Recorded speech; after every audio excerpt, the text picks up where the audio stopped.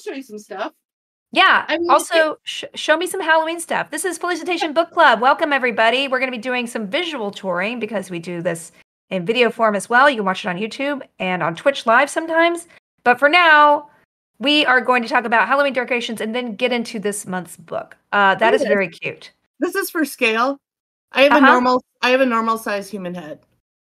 Yeah, that's good. If you had a head that big, you would look like a Bratz doll. I mean, that was like before my time. Like, not before my time. That was well after my time of dolls and stuff. But that was always the look we aspired to in the 90s was not hooker doll, sex worker doll. Okay, I got this. That's really cute. Where'd you get that? I think this is from, I want to say Joann's. Where do you put all the? Where do you put all this stuff? This is my problem. I have no storage in my house. I have a very old house, very small house. I don't know where to put seasonal stuff when I'm not using it. It's from Michael's. Nice. Here is one of 3,000 Halloween towels I bought. Oh wow! Welcome to our haunted home, and you could dry your body with that. That actually glows in the dark, which I found out by accident last night.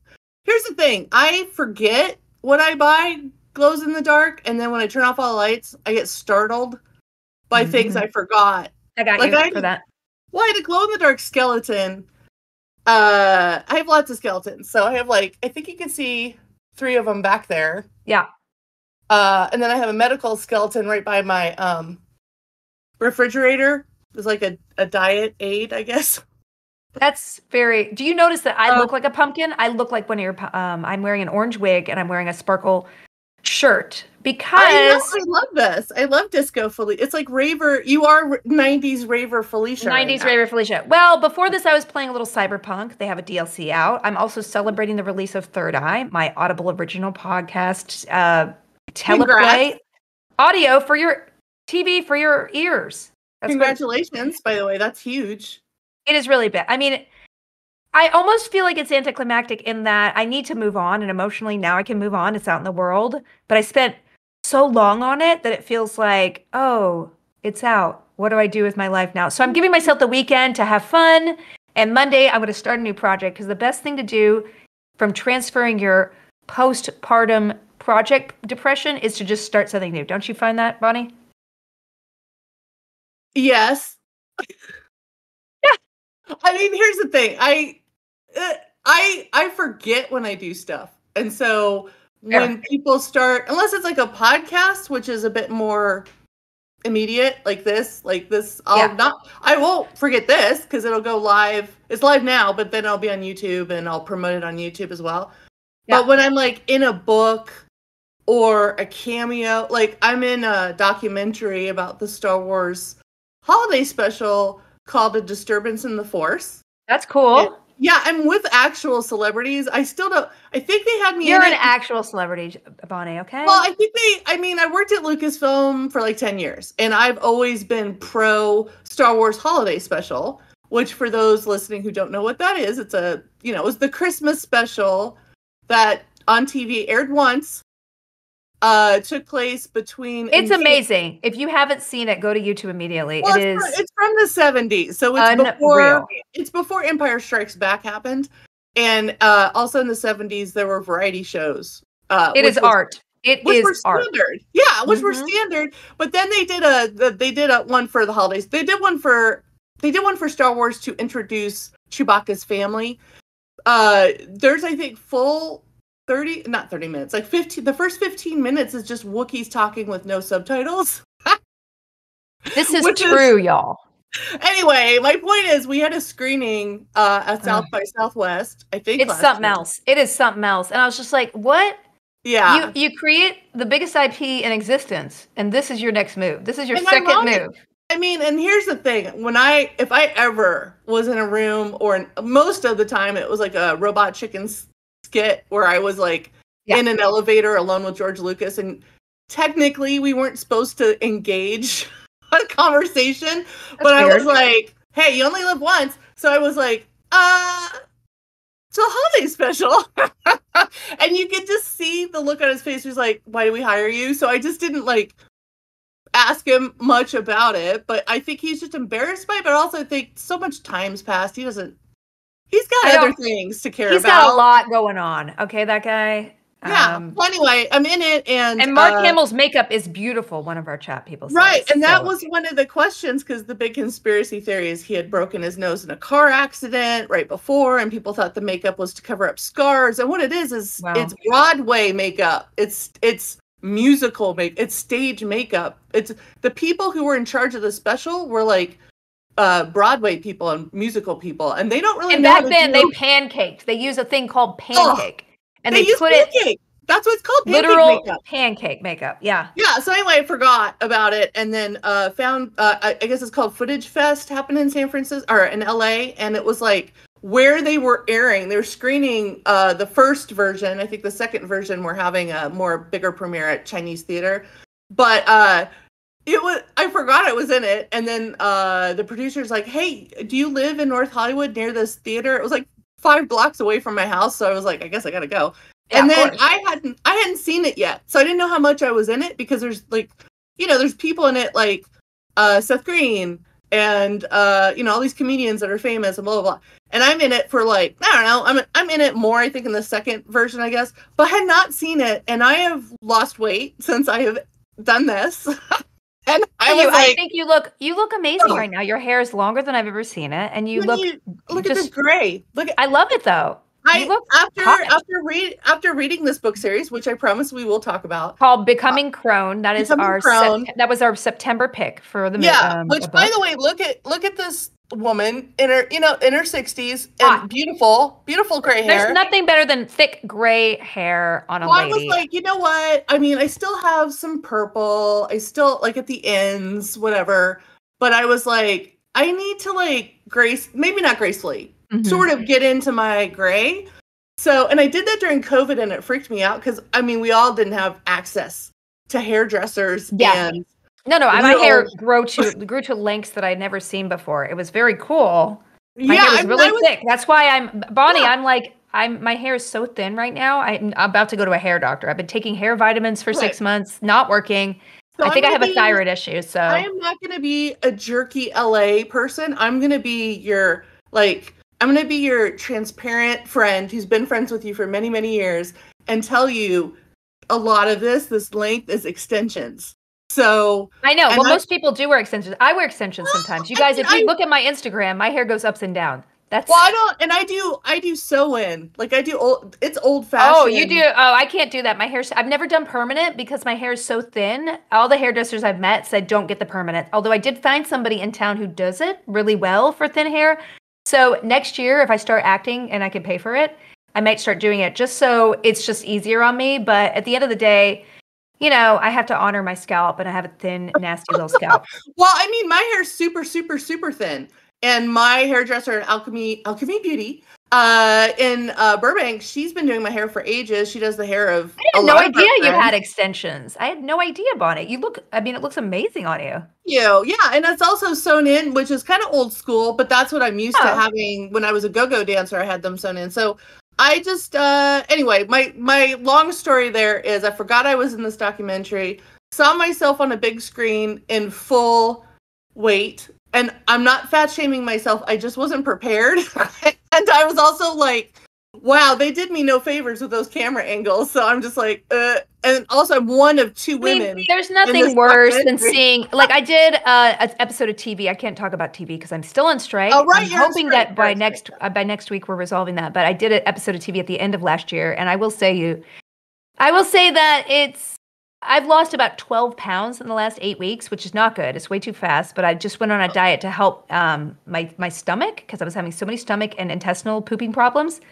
And that's all much better, but I'm still on such a restricted diet. I can't have any dairy or wheat or lots of fruit and like legumes. And but the problem is a lot of things give me acid reflux.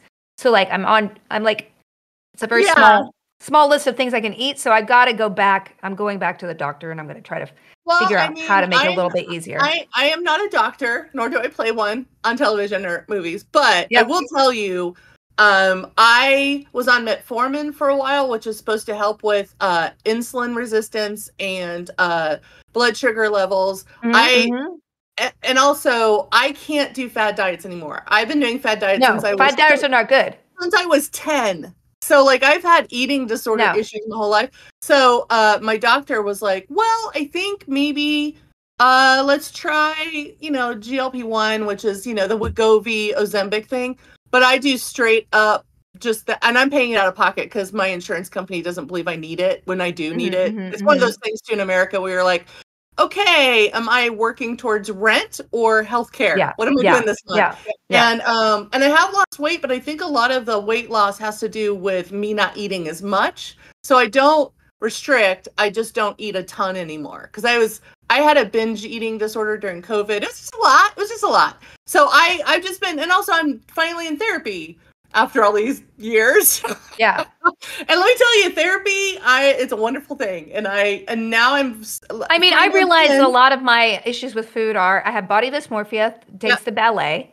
And my love language is food. And as a kid, the only time I ever got out of the house as a homeschool child was for my mom to take us to restaurants. So because she was a foodie and she never cooked, my enjoyment is to go out and eat. So like, I think I got to the point, especially during the last year, where I was just like so burnt out because my kid was having so many problems at school. And I would just go across town and get a croissant. And, I don't have celiac. So there isn't a lot of, I do have sensitivity to wheat, but I just kept eating and eating. And like when I'm in anything in moderation is probably fine unless you have an actual allergy that an allergist has diagnosed. But I developed lactose intolerance the last couple years, and that my gastroenterologist said that, and I have wheat sensitivity, and I just ignored those things. Yeah, well, that is BS. That's BS. Okay, you have a video where you're like saying everything you're allergic to, and I'm like, is she just eating air? No. That whole thing was a food sensitivity test. I have done investigations since. That is not science. That is not recommended by any doctor institute. I have used it as a jumping off point to see, hey, this is on the list. Does it hurt my stomach? I'll tell you maybe like a third of it actually does. And then the 2/3 are fine. So I would not recommend, unless your doctor is ordering any of these tests. The good thing is I took a real test and I'm only like allergic to 2 ambient things in the air, some kind of like birch and then some kind of boxweed or something like that. So Yeah, I mean, when I moved to LA, I was like, welcome to adult asthma. Welcome to brand new allergies. Oh, well, LA is bad. Yeah, LA is bad. It was a struggle because it all happened during COVID too. So I was just like, am I dying? What's going on? But I will say Box elder, that's it. So I will say that this type of thing, my love language is hanging out with my friends and talking about books. So this is my right here. This is my This is our monthly book club. So yeah, let's talk about the book that you get to pick out, and I thoroughly enjoyed. It's called The Crone Wars: Becoming Crone by Lydia M. Hawke. Do you want to read the description off the back? Because I don't have the book with me. I sure will, with my brand new reading glasses. Yes, I will, ma'am. Yeah. By the way, Lydia M. Hawke, she is so delighted we're talking about this book. Oh, really? I discovered her during COVID, and I was on a big urban fantasy kick, but I was like, I want something that speaks to me. And someone recommended her book because I'm 51. I'll come clean. I'm 51. And I was like, I'm kind of tired of reading about like 20-somethings making bad decisions. I want to read about 50 and above making bad decisions. Make all the bad decisions. I love it. I loved it. The book. Yeah. I think it's really well written and very not so. It doesn't feel like, oh my gosh, no one can relate to that. You know what I'm saying? Right. It's just well written. It's about a character with some problems. Can you read the book, the back of it? I will. So it says, she wanted purpose. She got dark, magic, and war. Claire Emerson is adrift. After a lifetime as a wife, mother, and grandma, she never saw divorce or loneliness coming and is desperate for a sense of purpose. But when her 60th birthday brings a snarky gargoyle, an annoyingly sexy wolf shifter, and an unknown magical calling, she thinks she's losing the only thing she has left. Her sanity. Girl, I know. Okay. Refusing. Do you like how I talk to the book? Like it's now. I like it. You're having a dialogue with the I'm with having the copy dialogue. This is what insanity looks like. Okay. Refusing to believe she's the powerful defender of humankind, her so-called protectors claim, Claire attempts a return to her safe life, only to have her powers ignite when she's attacked by dark supernatural creatures. And without the training she was supposed to have received, she has no idea how she'll defeat sinister mages plotting her demise. Can Claire overcome creaky joints and major hot flashes in time to save the world and her own life? And then there's a little quote. It says, between crows and pendants and non-existent addresses, I was beginning to not much like being 60. Life had been a great deal less weird when I was only 59. Girl. Sorry, I'm adding the girl. Here's the thing about this. Oh, also, when you order the book, she gives you a cool sticker. Aw. Giovanni Cool made that's so cool. I read it on my Kindle because I like reading it on my phone at night before bed, which is probably bad for my all of her. So this hair is health a series of books. Yes. She's writing. Little spoiler: she's writing book 5 right now. I just talked to her yesterday. But this is the first book in the series. They're really fast reads. They're not. Here's the thing. I love a fast read. Just like I love short horror films just as much as I like the complicated ones you have to pay attention every second to. Yeah. A book that's just a good, I don't want to say beach read because I don't go to the beach, but like a good read for a couple days or one day, or you just want something light. You just want something to read when you're in the doctor's office or DMV line or whatever. I love this book so much. I've read it twice, mainly because I didn't know there were more in the series, and then she just kept sending me books. I'm like, oh, well, I'm in. There's a cliffhanger in the end. Spoiler alert! Where so basically, she's a woman who was in an unfulfilled marriage, got dumped. Her family kind of teach her like she's an old woman, which she is not. I mean, really, we're not in the standard of. I think a lot of people have this idea that 50, 60 is old. Like, it's not nowadays. Like, everything's shifted. 20-year-olds are not adults, practically. And 30s are like when you're just finding yourself. Everything's like shifted 10 years later, for better, for worse. So like their attitude really irritates me, A. And then B, she has this adorable little grandson. And because of the situation, like now she's got, either, well, at a certain point she loses access to him, but they kind of fix that. But they set up for a lot of really cool conflict. And the world building is really really fascinating. Can you talk a little bit about like the gods and the pantheon that we're using here, Bonnie? Thing, like I love a world building moment. I love that she's using a lot of different like elements in paranormal, like world building. I don't want to say template because there's not really a template for world building in this world or in this genre of book. But I do like that she's not just doing the typical stuff. And here's the thing. I love the gargoyle. I'm just putting that in there right now. Like the gargoyle. I love it. And there's nothing better than a comedic sidekick. I know I am such a sucker for kids animated shows. And I'm like, they have a cute sidekick. And I'm like, I love them. It's just such a cliche. And yet the gargoyle has a lot, but the gargoyle, he has a lot of history, a lot more interesting, and they have abilities. And like, it's more of a friend. I will say in the middle of this book, one of her best friends gets killed. And I was like, wait, what? The stakes are super high here. I was like, I felt awful. I wanted to know. It was so cool because I thought that was going to be her perma friend.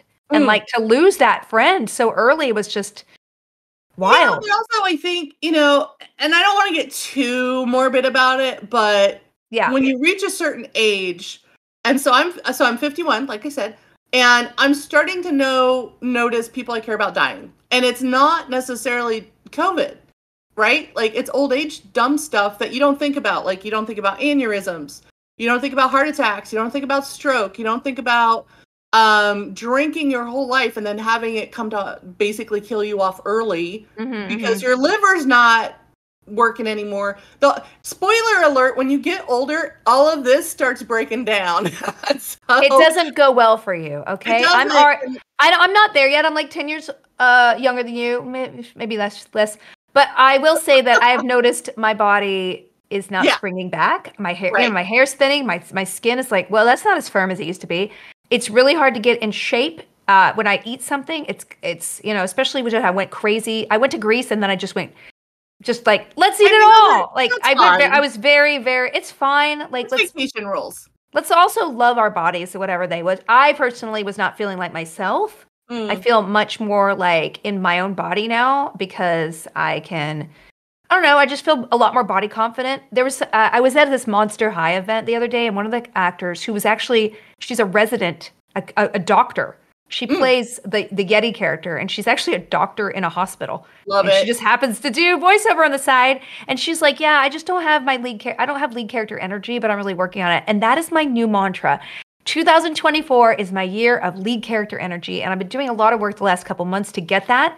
Like, with the diet, not the diet, but just like confronting my health issues, getting my hair situated, working on my skin regime, doing new headshots, wearing something a little nicer than I have for 3 years during COVID. So I don't know. Everybody should grab their lead character energy right away because we all are lead characters in our lives. Why don't we act like it?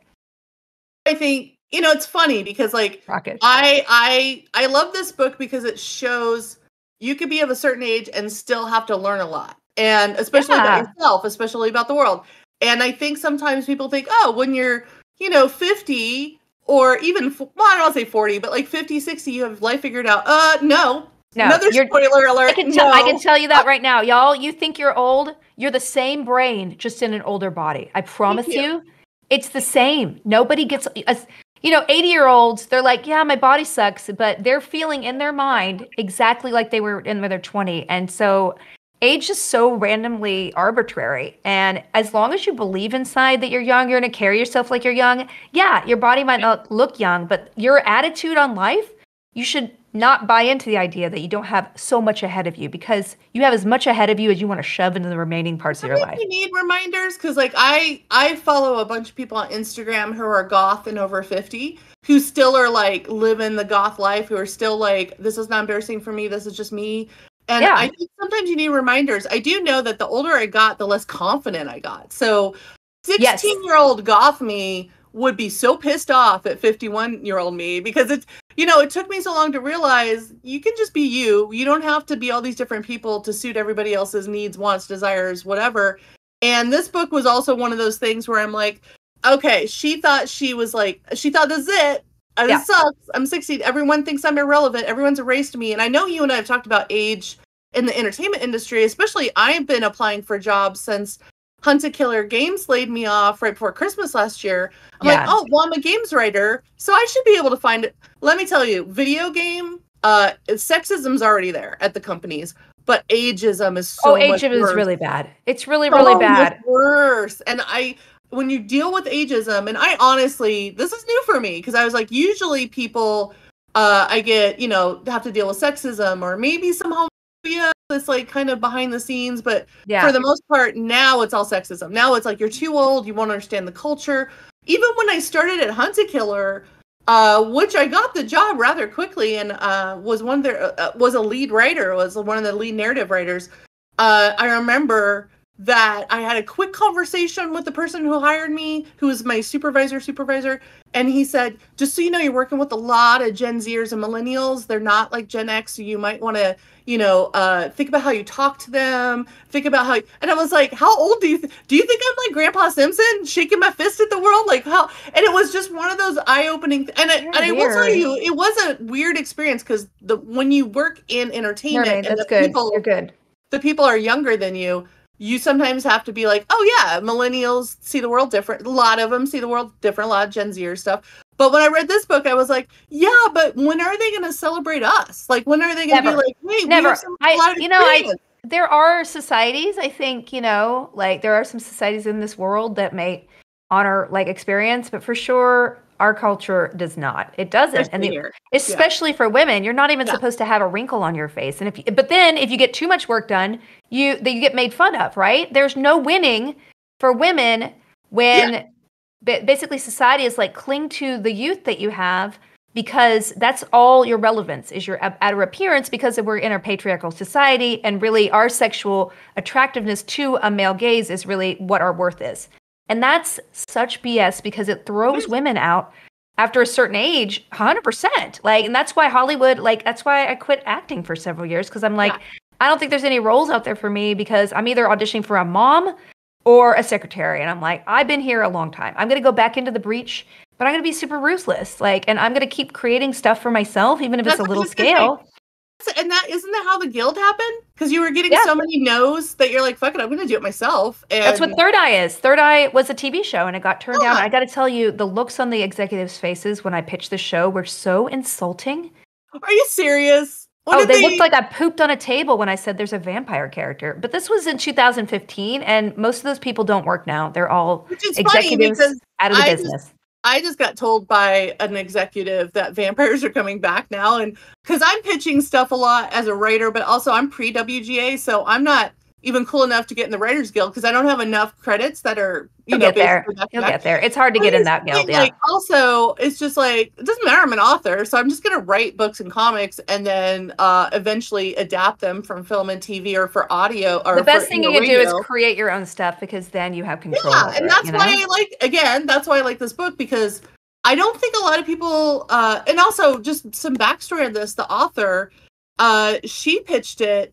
And all the publishers are like, no one's going to read anything about a main character who's a woman in her 60s in paranormal, like urban fantasy. Like every publisher was like, can you make her 30? You know what I mean? Like they really? were like, is that what she said? Yeah. And so she said, but that's the whole uniqueness. But here's the thing. She said, screw it. I'm writing and publishing it myself. So that's why this happened, is because she took that control I think it was back. really well written. I will say that it was really well written, and the romance.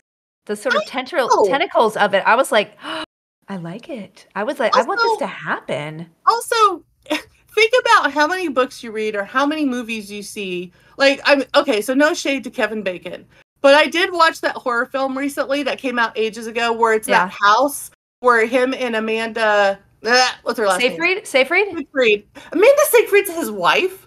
And I'm like, okay, there's like a 26-year difference. Like, there's a lot. And I was like, okay, here's the thing. I don't care about age differences in relationships at all. But can we do more movies where older women are with younger men too? So there's like a balance. You know what I mean? Like, well, it's what you show the world, right? And like, show the world. You're showing the world what a lead woman is, and a lead woman doesn't have wrinkles, and that's what you're kind of implying. You look like how old you are. The guys can look 10 years older than they are, and that's fine. Yeah. But this is what a woman should look like if you want to be the center of attention and sexually attractive to the man who has power. And those are the kind of narratives we just unconsciously adopt, and it's inevitable, but it is a disservice to half the population. So it's very frustrating. I want more of these books to be like, I will support Lydia. I will promote these books until I die. I know she's doing a lot of them. I hope she continues to do more. I hope she does another series with another older character. And also, this inspired me to start writing a character like this. But it's more in the Cthulhu world, but I'm having a lead character. It's basically just me. I think I'm narcissistic enough where I'm like, I've never done this yet. So I'm just doing all my characters are me. All my characters are a little bit of me. I think if you want to do something super personal, you got to have a little piece of you and everything. Yeah, and also I'm also kind of like I you know how I said I had less self-confidence than I did when I was 16, but I am financially independent. I am not attached to anyone. I am proudly single. I'm a lazy sexual more than I am a bisexual, and that's fine. We'll never have a parade for lazy sexuals because we're too lazy to organize it. We're never going to get on the flag because we have a half-assed flag because we haven't finished the flag yet. That's fine. But my point being, representation matters not just with your gender, how you approach what gender fluidity, sexual fluidity. I think ageism and I think age representation is important for women. The older we get, like how many times have I been told, hey, can you not mention menopause in your script? And I'm like, why? Oh yeah. I had one that I wrote a script that I was supposed to star in, and the executive, a woman, the age of the character was my age, 41. Okay. Just a couple years, Yeah. And the executive's note was like, can we make her 39? And I'm like, why? Yeah. Because to you, 25-year-old executive, 40 is old, and we can't tell stories about 40 years old. Or the whole story is about being 40. And I'm like, no, it's just a woman. And also, I had better skin than them. You know what I'm saying? But also, I guarantee you, they didn't say that to anybody who had a male character that old. Nope. None. Nope. And I'm over it. I'm over it. I told you I had a movie idea that I'd written the script, and then of course a movie came out that was similar. Which always happens when you're. But that happens a lot. You got to just write your version of it, like and I still will because mine's different than the one came out with Melissa McCarthy, where it's superheroes that get their powers during menopause or after menopause. Yeah, and I was like, oh shit, that's just like mine, except mine's not superpowers. Mine's more witchy stuff.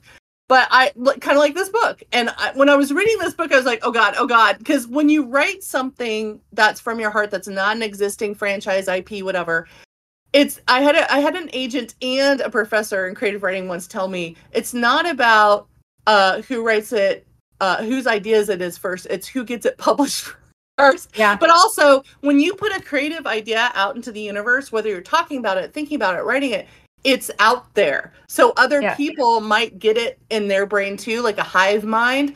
So instead of thinking, oh crap, I can't write that now because someone else has already taken that and no one else is because nobody's thing is going to be the same. You know, I developed this third eye. I literally pitched in 2015. Wow. And it's, you know, the concept is a chosen one who fails. And I'm just like, I haven't seen this done before. It might not be, but that somebody's going to do it. And I'm like, no one's going to write like me. No one's going to have the same setting. No one's going to have the same character. No one's going to have the same friends or plot. It's going to be my version of it. And, you know, there's not 10 million stories in the world. Like, there's a set number of, like, kind of archetypical stories, archetypical. But at the end of the day, everybody's, like I said, in my Embrace Your Weird, draw a cat. Everybody's cat will look different. Yep. So it doesn't matter. Draw your cat. It doesn't matter if you have the same idea, because think of how many Spider-Man movies have we had? Yeah. It's like, you're allowed to do something similar, but put your stamp on it. But also, you're allowed to just do shit. And like, I don't know. So anyway, this book is a great read, but it also inspired me. Yeah, it's about Morgan, the Celtic goddess of magic and death and all that stuff. I mean, just really fascinating lore. And then it's Irish, so she's taking all this Celtic Irish folklore and putting it into this world where you have these bad guys. You know, it's very much like, she obviously knows her stuff. She's done her research. She pulls from this, and this woman is kind of a reluctant hero in that, you know, she is a person who supported other people her whole life, and to step out of line is something that's very foreign to her, which is very typical of women. And then you get into this, and she starts becoming a fully fleshed out version of herself, which she never was before. And it's very empowering and very fun, and seeing her get powers and filling this out in the small town and seeing her have to relate to her children, which is, I will say that there's one other book, Louis Bujold. There is another, Louis McMaster Bujold wrote a series of books called starring an older woman, and they were so good. The Curse of Chalian. And that one is that one features a woman who's older who has a child, and it's one of my favorite series just because the writing is incredible. And I would definitely recommend that one to you. Because here's the thing, like, what is the Curse of Chalian? I can't remember. It's one of her books. About it, like, goddesses are the oldest women ever, and if they could be admired and worshipped and loved, why can't humans that are, you know, goddess age? I don't know. I just rewatched Mad Max. I'm on like a lot of rewatches right now. So I watched the new Mad Max, Furiosa. Here's the thing. Charlize Theron, the Paladin of Souls. Okay, Paladin of Souls. Isn't Charlize Theron your age, Felicia? Paladin, Charlize Theron. No, she's a couple of years older than me. Paladin of Souls is one of the very few books that has a middle-aged woman run away to find herself. She's the retired queen. She's a minor character in The Curse of Chalian, but this is her book. Cool. So it's kind of a sequel, but not really, because I don't remember reading The Curse of Chalian before it. But this one is a very small book. So you could read Curse of Chalian first, or you could read this one. But it's really about a woman who's older, really finding herself. And it's a great book. And it really inspired me because, again, this is not who we generally read about. But, like, I like to read about younger women, you know, somebody my age. But, again, when I read a perspective of a guy or somebody who's not like me, I learned something about the world. And so we should all be, like, seeing the world through other people's eyes, through other protagonists' eyes. And also, I think when you look at the horror genre, which is my favorite genre of everything, games, movies, TV, books, comics, there is sadly a level, and it is a genre called creepy crone, which I don't.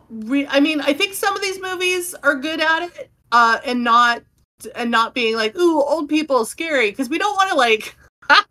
We don't want to turn old people into the enemy, because I feel like, or the thing to fear, because we're all going to get old. If we're lucky, we're all going to get old, right? So we're lucky. Yeah, if we're lucky. We're lucky, right? And I I do see a lot of movies that kind of pop in the old lady thing, like the It Part 2 and other things where they're not the main character, but there's like, oh, creepy, scary lady. And hey, Omen 3, still one of my favorite. I'm sorry, Exorcist 3, still one of my favorite. Is of all the exorcism movies, I love it. But there's, a scene with old people and they're creepy and one of them's crawling on the ceiling and she's really, really, and the grandmother goes crazy. So it's, I know it has its place in horror, but I want to see more of this. I want to see more like, okay, we have that, but what if we have sexy old ladies? Well, Sean Sandalooky just posted some seasoned romance good read list in the Discord if anybody's interested, which are romance with older women. Thank you. Now, I will say, that's something that's genre, but also maybe we need to tap into that more a little bit. Yeah, absolutely. Well, I do want to put a plug. I mean, we highly recommend this book, you guys. Yes. Next month we're reading. Yeah, yes, 5 is coming. I think I actually I ordered number 2 because I want to read this. I really do genuinely really like this. I read that one too. It's great. It's awesome. But I do want to say next month we're reading Gundog by Gary Whitta, who is a personal friend of mine, and it's a very good book about mechs. Very like it's like a big AAA movie in a book. I love it. I hope it gets optioned and made one day. I want to just mention, I don't know if we're going to read it for our book club, but I would read this book again. I read The Fourth Wing and I'm obsessed. Are you? I mean, we haven't read it for this book club, have we? No. Have you read it, Bonnie? Yeah, I have. Oh my God, I'm losing my voice. Yes, I have. I love that book. Yes. We don't want to go into details, but I think that I've never been more in love with a book character since like Kushal's Dart, with the Xaden. I'm sorry. I would name a child after Xaden because he's so hot. And it's just weird to name your baby somebody after someone you think is hot. But that romance. And also a little background. Kushal's Dart was, I think, one of our favorite books when we did the Vaginal Fantasy Romance Book Club show.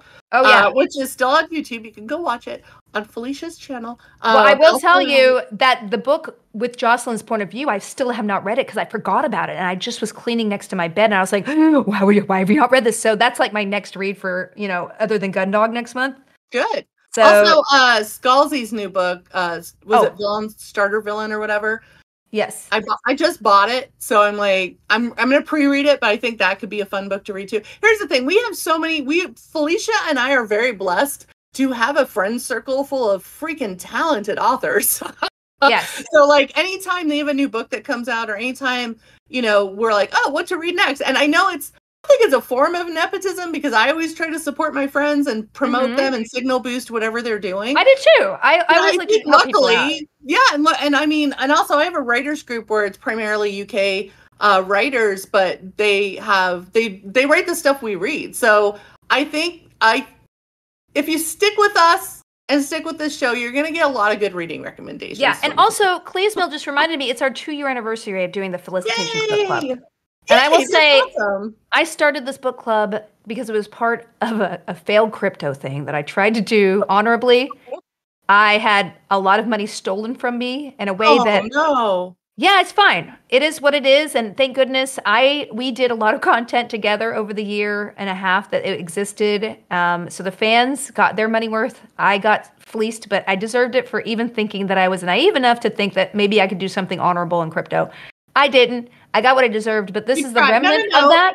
I'm going to interject. It's not what you deserve. You're trying new things. You are also, I'm like you, I'm a tech junkie. I love, like right now, everyone's anti-AI. And I'm like, yeah, but how can I pivot AI in a positive thing for me? That means that I can be as a writer. So and also, I don't think you've lived until you said, I've had a failed crypto experience. So I think you're right on the path that we're all on. As long as you're, you know what I mean? And also if you hate scammers and scam artists and all that stuff. Listen, there were a lot of very high profile. There was a high profile Hollywood agency behind this, a very high profile tech person. I trusted a lot of people would be honorable and not steal my money. They did it. And and I learned a lesson. And now all I want to do is my stories.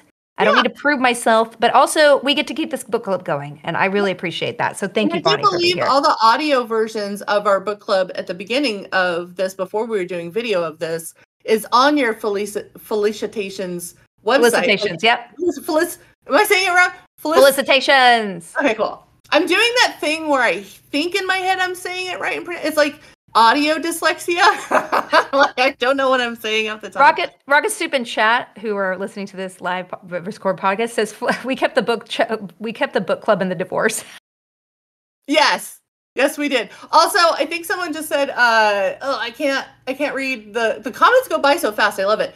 The thing from, I think it's like Bug929 says, write a book about hunting down crypto scam artists. There's a new movie with Statham coming out called Beekeeper, where basically it's like The Equalizer, but he goes after crypto scam artists. I will watch it and eat all the popcorn. The trailer came out yesterday. I watch all movie trailers as soon as they come out. And granted, I have a different... Statham is one of those people where I love his movies because they're just him. It's just him playing himself over and over and over. There's not a lot of range in Jason Statham, but you know what you're getting with a Jason Statham movie, which is just action and Britishness and him being like snarky. And just sign me up, okay? Yeah, just sign me up. And also, I think we're seeing a lot more. I thought for sure the year of 2023-24 was just going to be straight up outbreak movies, just, everything COVID related. And now what I'm seeing is a lot of, we're killing the hackers that took all of grandma's money. We're after scam artists. We're a lot of women revenge movies, which I love a good women revenge movie. Like, I wrote one just for Helen Mirren that's never going to see the light of day, but it got me through COVID to do amazing. I want to do that. Yes. I want to read that. Right? I want to see that. I mean, and also I think we're also in a world right now where, especially with the strike, a lot of people are looking and going, you know what? The studio system is flawed. We still have to work within it, but maybe we don't. Like, maybe we can do things outside of that system on our own.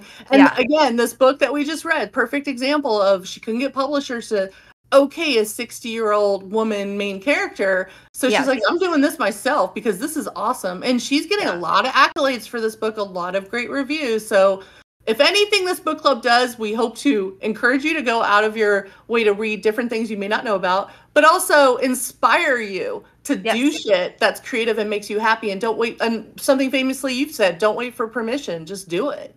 Exactly. Yeah. All right. Well, guys, thank you so much for listening. Next month is Gundog by Gary Whitta. Grab it on Kindle or in paperback. It's going to be great. We will hold that hangout probably in the beginning of November because I'm going to be out of the country October 20th through 30th doing MCM London.